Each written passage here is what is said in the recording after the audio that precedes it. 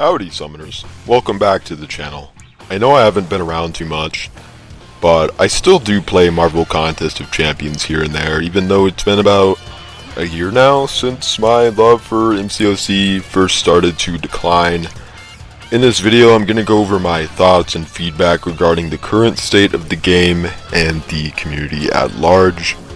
MCOC has held a very special place in my heart for over a decade now, but other games have been filling that void recently. Marvel Rivals has been fantastic. I still enjoy Baldur's Gate 3 of course. My girlfriend and I are still playing Stardew Valley every now and again. I've recently gotten back into Marvel Snap and Ultimate Marvel vs. Capcom 3. I just beat the main story of Hades. I platinumed Marvel's Midnight Suns for the second time. I finally finished the platinum for Elden Ring, Spider-Man 2, Spider-Man Edge of Time, X-Men Destiny, and I recently started Divinity Original Sin, and even X-Men Origin Wolverine of all games. So I still have been gaming quite a lot, but among all of those amazing titles, I can assure you that none have been even close to as fulfilling as the sponsor of this video, Raid Shadow Legends, which has allowed me to deliver a very special announcement for you. The Teenage Mutant Ninja Turtles are arriving as playable champions. Stick around and I'll even share some promo codes with exclusive rewards. What can I say except cowabunga? Raid Shadow Legends is partnering with Paramount to bring the most radical crossover. Leonardo, Donatello, Raphael, and Michelangelo, April, and Shredder as legendary champions. I've always been a huge fan of the Teenage Mutant Ninja Turtles, especially Raphael, and man, he looks incredible here.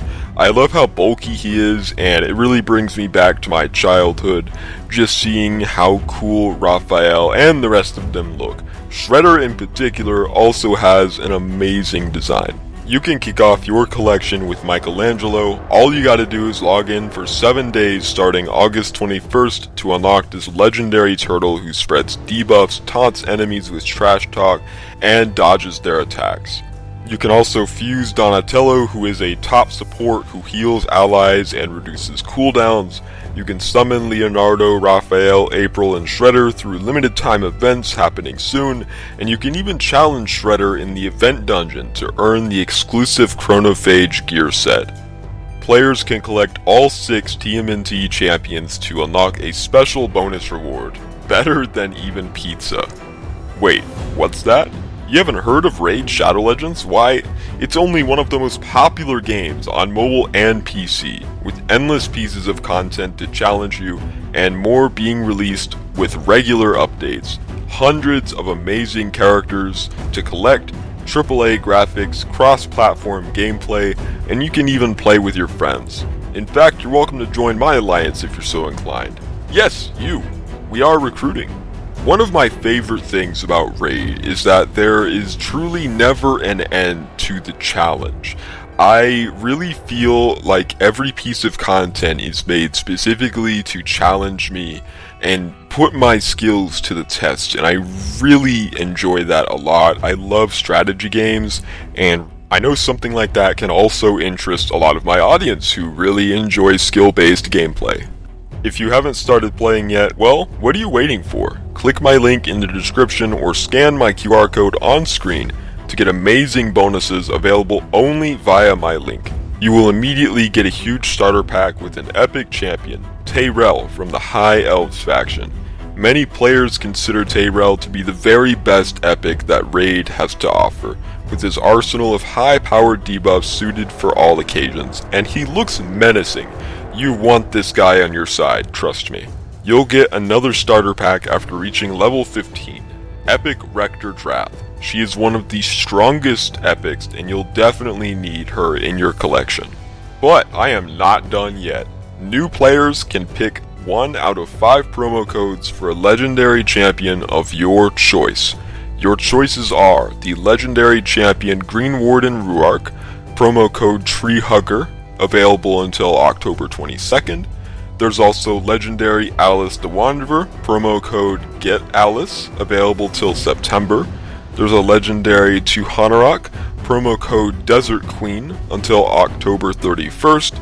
Legendary Thulin Foulbeard, promo code Demon Slayer, available until September. And there's legendary Sun Wukong, Monkey King, promo code Monkey King, available until October 31st. If you want my opinion, I would recommend Sun Wukong. Not only is he a fantastic character with a rich history, but he has very potent abilities that have helped myself and many others clear some of the most difficult content in the game. Don't forget though, these champions are available after downloading the game through my custom link in the description or QR code on screen 48 hours after downloading with my link. So what are you waiting for? Use my link in the description or QR code on screen and download Raid Shadow Legends, join my alliance, and fight with me for the great honor. Thank you to Raid for sponsoring this video.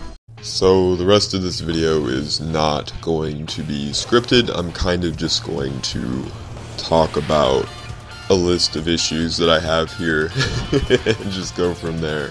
I love Marvel Contest of Champions. I still play here and there. Definitely not every day. But I just don't like the direction of where the game is going. And I know many other YouTubers and just players in general have already brought a lot of these issues up, but I just want to say that I am also feeling the same.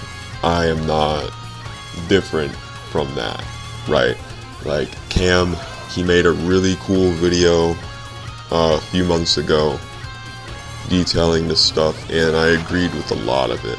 I think it's kind of crazy that we've had input issues for so long now. It's been 3, maybe 4 years at this point, and we're still having problems just getting the game to work.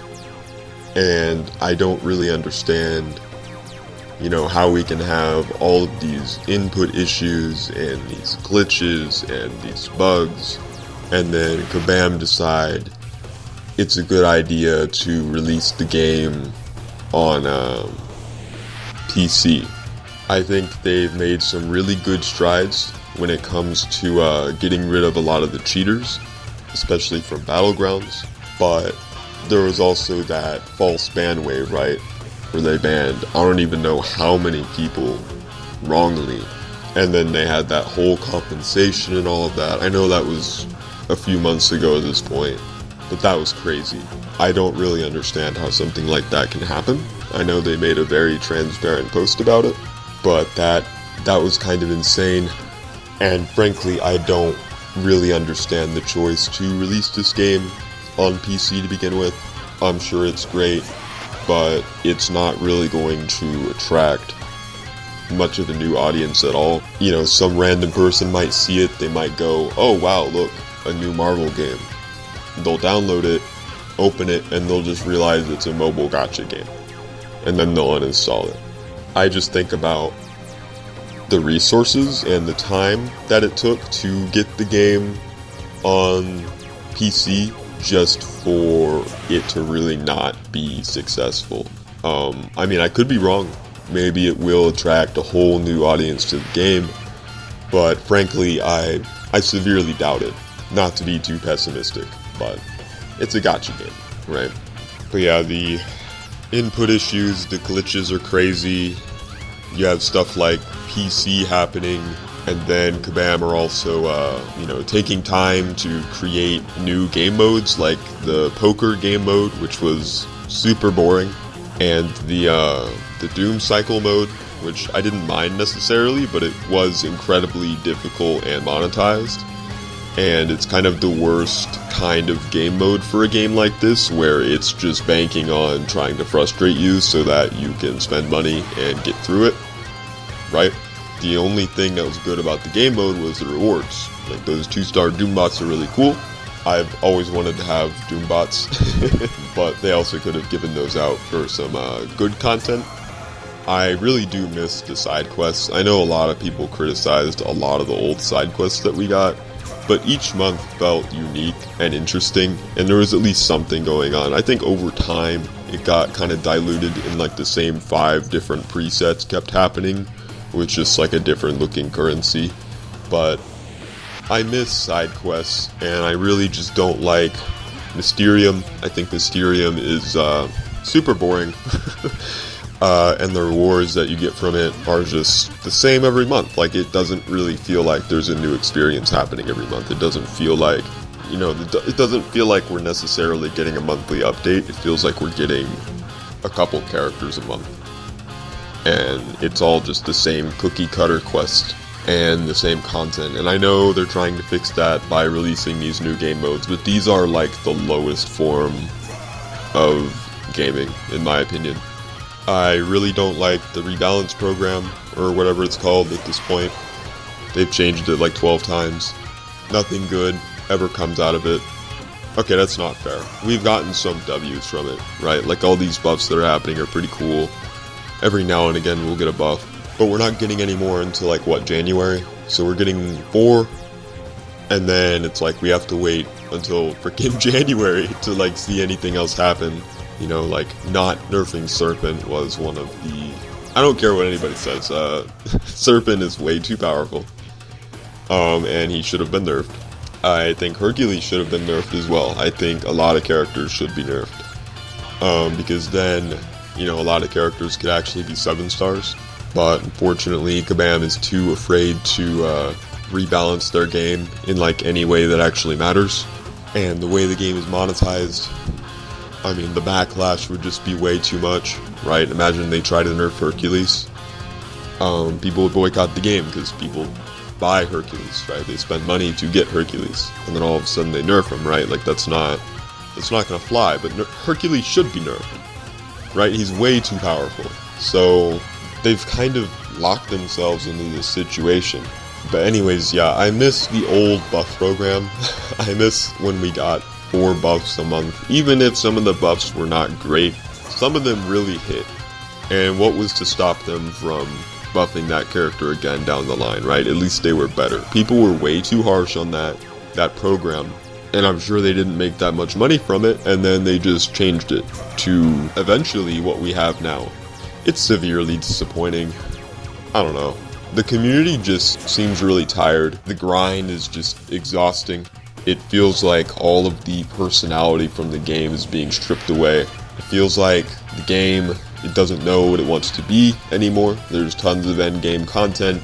There's not really anything for the casual endgame players. And, I mean, a lot of the rewards for Valiants are just lumped into the same category as Paragon. And for some reason, that's still the case, even though Valiant is much, much harder to achieve than Paragon, and Valiant should be getting their own rewards. And I mean, the aggressive monetization, I've never had that much of an issue with the monetization of this game, I will say. But recently it's been so bad. Selling 7-star Human Torch is absolutely insane. It was like, what, 40,000 units or something like that. That's just ridiculous. Selling Dark Phoenix as well. That's just crazy. Whales always had an advantage in this game, but selling them a 7-star Human Torch and a 7-star Dark Phoenix is just bonkers, right? And I don't know where that ends. I don't know if they're going to decide to just start selling 7-star Scorpion, 7-star CGR, kind of seeing how shameless they've gotten with their monetization of this game. I really don't spend much anymore. I can't say I haven't spent here and there, but the monetization is just so rampant now, and it's so shameless. I'm not going to say the game is dying. I don't know, people have been saying that for a really, really, really long time. I think it's still very successful, at least like financially. I don't really think they're going to pull the plug on this for at least a few more years. I just really have been slowly enjoying this game less and less over time. I hate to say it, but especially because we're not probably getting 7-star CGR for a really long time, and it's just, I don't like that it's getting less and less feasible to use him in competitive content. Like, I can't necessarily use him in Battlegrounds compared to a lot of these other characters. They're allowed, the Kabam are fine with releasing a 7-star Human Torch as long as they sell him for $1,000, right? That's the nature of this game, that's fine. But they're not going to do the same thing with Cosmic Ghost Rider. They're not going to allow people to have him, and they're just going to phase him out, just like they're going to do to Hercules, just like they did with Quake, just like they did with Magic. I mean, that's a really good thing that they are reworking Magic, and they're going to release her as a 7-star, I believe, and that's really cool, and I'm actually really happy about that. That's one of the few things that I've really wanted them to do, and I hope they give Quake the same treatment, because those characters deserve to be playable in the game at any level, and Kabam should not have to rarity lock champions. They should be allowed to balance their game and release champions accordingly. And if you disagree with that, that's fine, but I think the fact that a Quake fan could start playing the game and then realize that she's rarity locked, I think that's pathetic. I think that really sucks, and that is a big shame. And I think the least they could do is just rework the 6 and 7-star version of Quake and just let the 5 and below keep her old abilities. I know they can say that that's too confusing for new players, right? But so is the 1-stars having different abilities. I mean, I know that's not as big of a deal and you can't necessarily compare those things, but why do 1-star champions have different abilities from the rest of the characters? And besides that, if Kabam want to take the stance of, new players getting confused, why are you making the game so confusing? Why are there always a billion nodes on like every fight? Why are champion kits like 12 paragraphs long? And even besides that, the new story quests ever since like Act 7, it's just too easy. Like Act 6 was way too hard for its time, but Act 7, 8, 9, they're just not difficult. It feels like you're playing monthly event quest, just a little harder. I really like the Valiant quest, I will say. It's really good, and at least the general idea of it this month was a bit messy. There were some fights that were not fun, like Magneto was just an absolute bore and just not fun mechanics. I like the Valiant quest in general. I think that's a step in the right direction, but it feels like there's so much endgame content that they're just hoping you can throw your free crystals at, your revives and your potions, burn through your units and then start spending your cash, right? I mean, besides all of that, I really feel like Kabam's communication has just been incredibly inconsistent ever since, we got the new community managers. Nothing against them as people, and I think the streams have been pretty good as well. I don't think they're doing anything wrong on the streams, but I really feel like there needs to be something to tie all of the communication and the information together. Shouldn't have to check both the Discord and the forums to find two different sides of a story or whatever, or information. Everything kind of needs to be centralized, and I think they've been stepping it up recently. And I think things have gotten better on that end, but I think they need to continue and not kind of settle for where they're at now. I think things can get a lot better. The game and everything surrounding it is getting more and more complicated, and I think that demands for, better communication, more transparency, and I think they are taking steps in the right direction, but I really want to see them take some more steps. What that exactly looks like, I am not 100% sure, but that's not really my job to know the answer to. I'm not a community manager. Yeah, I'll say they've been doing a better job. I love MCOC. I'll keep playing every now and then. Might upload a video here and there. But as far as like regular content, that was done for me quite a long time ago. I really wish everyone well who is continuing to enjoy the game and play. And yeah, I will probably, upload content on some other games. Thank you again to Raid Shadow Legends for sponsoring this video. Make sure to click my link in the description or scan that QR code earlier to get all those bonuses and check out the game. And yeah, I will see you guys later. Take care and farewell.